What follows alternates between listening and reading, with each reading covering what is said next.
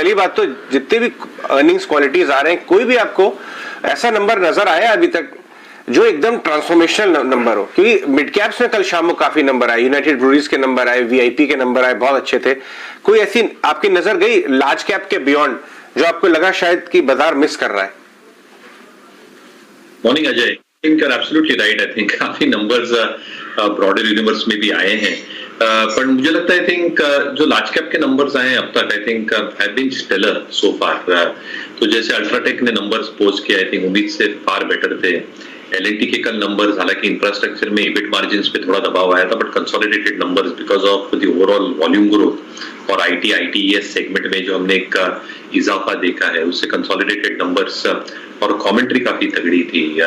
Bajaj finance जो आप अभी डिस्कस कर रहे थे, आई थिंक जो मैं इंटरनल्स देख रहा था उनकी प्रेजेंटेशन आई थिंक काफी वास्ट होती है। जो इंटरनल्स में देख रहा था I think it's showing a very very study improvement eight this point of time. तो लार्ज कैप्स ने तो आई थिंक अच्छा खासा आई थिंक परफॉर्म किया है। थोड़े मिसेस जरूर रहे हैं, I think Tata Motors case in point, IT stocks case in point. But मुझे लगता है आई थिंक ब्रॉडर यूनिवर्स में अब तक जो नंबर्स आए हैं, I think mid cap banks में फेडरल बैंक के नंबर्स काफी शानदार थे। उनके जो भी इंटरनल्स देख रहा था have been quite reasonable in terms of management commentary जो उन्होंने दी है। A few of the mid-cap financing companies, I think जो पूना वाला FinCorp है, उसके भी internals I think काफी ठीक ठाक आए हैं। तो मुझे लगता है I think financials as a space have relatively held out pretty well in market conditions like these। और दूसरा I think जो unlock trade की पूरी थीम है, वीआईपी के भी numbers I think ठीक ठाक ही थे। I think they were a good set of numbers in my opinion। इसलिए I think ये सारे जो unlock candidates हैं आई थिंक इन्होंने शायद बेहतर प्रदर्शन किया है। तो मुझे लगता है I think satisfactory set of numbers रहे सो फार, एंड इफ दिस कंटिन्यूज मुझे लगता है आई थिंक जो थर्ड क्वार्टर या सेकंड हाफ में हम रिकवरी कह रहे हैं वो सीरियस हो सकती है, which can probably hold out for markets very very well. लेकिन मयूरेश से मैं डिस्कस करना चाहूंगा यूनाइटेड ब्रूअरीज, रिजल्ट बहुत स्ट्रांग है, कोई डाउट नहीं है उसके अंदर। वॉल्यूम डबल हो गए, प्री कोविड लेवल से भी ऊपर बढ़ गया। आपने कैसे एनालाइज किया यूनाइटेड ब्रूअरीज के नंबर्स? और इस लाइट में यूनाइटेड स्पिरिट्स भी बता दीजिए, परसों वॉल्यूम ग्रोथ तो बहुत सॉलिड आई थी लेकिन मार्जिन प्रेशर नजर आया है जो इस क्वार्टर स्पेसिफिक लगता है। ज्यादा अच्छा मूवमेंट कहां आ सकता है आपके हिसाब से मयूरेश? तो Ajay I think volume growth दोनों स्टॉक्स की काफी शानदार थी। अगर आप यूनाइटेड स्पिरिट्स की बात करें तो मुझे लगता है आई थिंक जो प्रीमियम सेगमेंट की इनकी वॉल्यूम ग्रोथ आई थी ऑलमोस्ट 25% और जो जिसे प्रेस्टीज एंड अबव कहते हैं और पॉपुलर एंड अबव की जो वॉल्यूम ग्रोथ आई थी मुझे लगता है आई थिंक वो भी डिसेंट थी। However, I think you are absolutely right. Input costs, United Spirits के केस में जो ENA और molasses के costs होते हैं because of the Russia-Ukraine constraint and input costs generally going up, logistic costs going up and glass की कीमतें जो बढ़ी थी उसके वजह से I think थोड़ा इम्पैक्ट जरूर आया था और इसलिए आई थिंक इबिट और बॉटम लाइन पे मिस थी।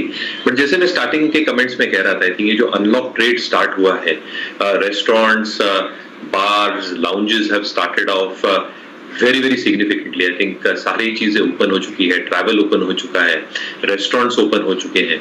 मुझे लगता है आई थिंक जो वॉल्यूम ग्रोथ आ सकती है I think that can be significant.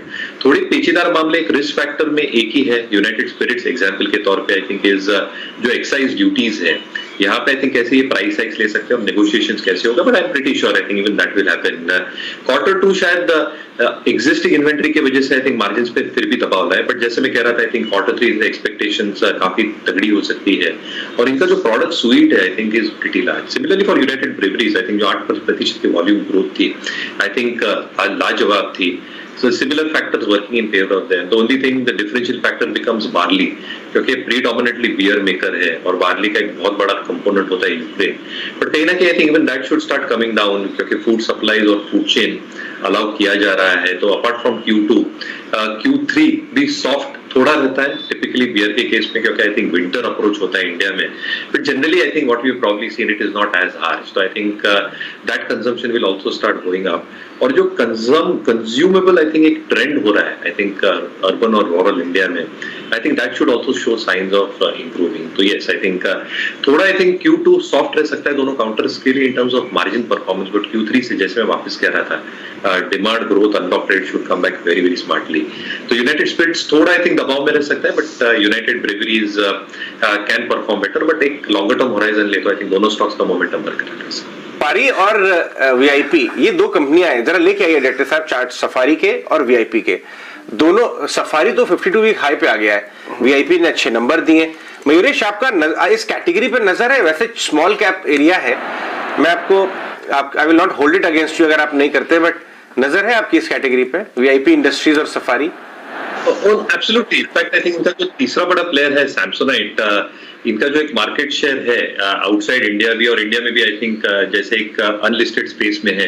I think ये तीन बड़े प्लेयर्स है with in the baggage space itself. Unlisted और अनऑर्गेनाइज कंपटीशन काफी तगड़ी है, और हम जो ट्रेंड्स देख रहे हैं अजय, कि आई थिंक जो e way bills as an example और जो कंप्लायंस रिक्वायरमेंट्स बढ़ रही है, input cost, I think a large part of the dependence still remains on China, और इसलिए आई थिंक डिवर्सिफिकेशन होता है, आपने देखा ही होगा वीआईपी के बांग्लादेश ऑपरेशंस है to probably mitigate that kind of risk. But कहीं ना कहीं I think unorganised market share will come to these organised players, ये तीनों को, and two players in the listed space VIP and Safari. VIP के case में I think जो इनकी स्कूल बैग्स का भी सेक्शन होता है, जो कैजुअल होते हैं, जो बैकपैक्स होते हैं, आई थिंक वहां पे भी आई थिंक अच्छी खासी एक ट्रेंड हमें दिख रही है। पिछले तिमाही में I think I have not heard this times con call, I think आज कल हो जाएगा, बट पिछले तिमाही में मैनेजमेंट बहुत होपफुल थी ये ट्रेंड कंटिन्यू होगा, and that is probably reflecting in numbers.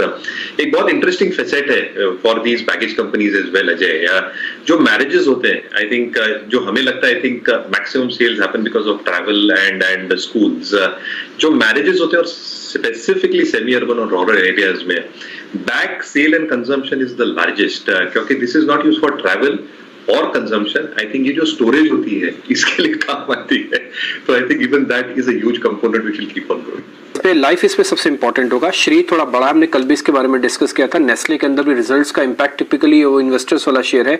Jubilant foodwork, जिसके बारे में कल आप बात कर रहे थे, ये इंटरेस्टिंग प्ले होगा। एक बार मेरे को लगता है मयूरेश से पूछना चाहिए इसके बारे में। मयूरेश, जुबिलेंट फूडवर्क के नंबर्स पे आपकी क्या उम्मीद है? अच्छा, जुबिलेंट का पिज्जा और नंबर्स दोनों बताइएगा फिर।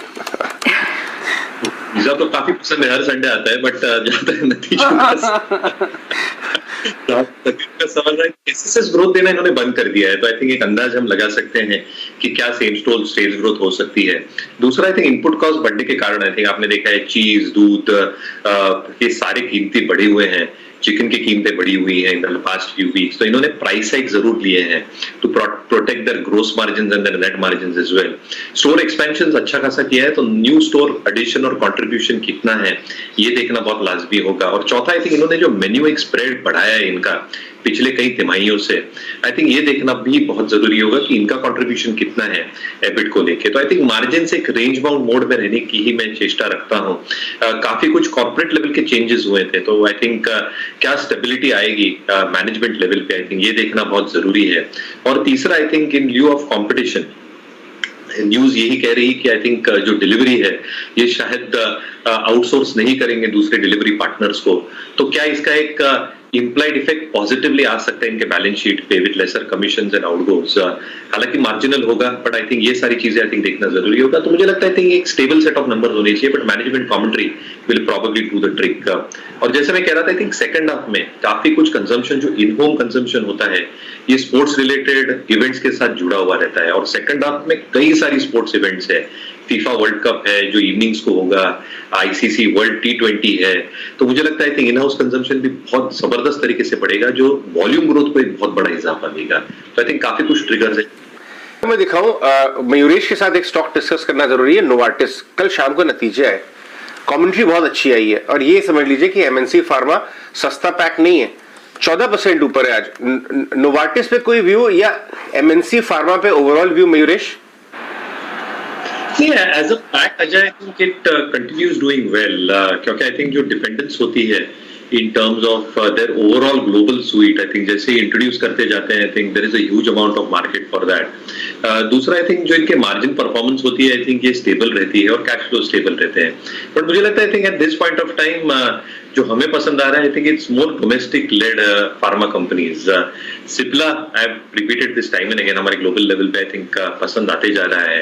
एंटी रेस्पिरेटरी इनकी जो I think एक पूरी सुइट है, both in Europe and North America, I think that should start picking up steam quite significantly.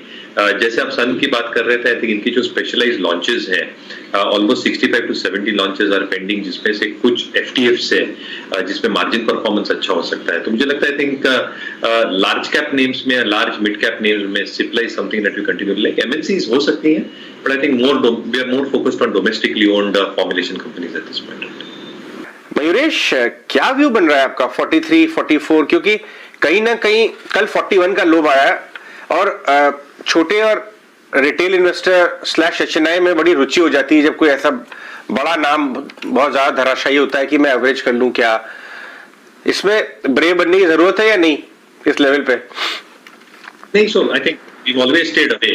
तो हमारा तो कहना यही था कि आई थिंक जो लॉस मेकिंग कंपनीज हैं उसमें अर्निंग्स ग्रोथ कभी दिखेगी ही नहीं, तो कहीं ना कहीं आई थिंक वो दिक्कतें तो हमेशा बनी रहेगी। दूसरा, I think obviously I follow Aswath Damodaran blog as well, और उनकी जो एक डिटेल्ड एनालिसिस थी आई थिंक काफी सटीक थी।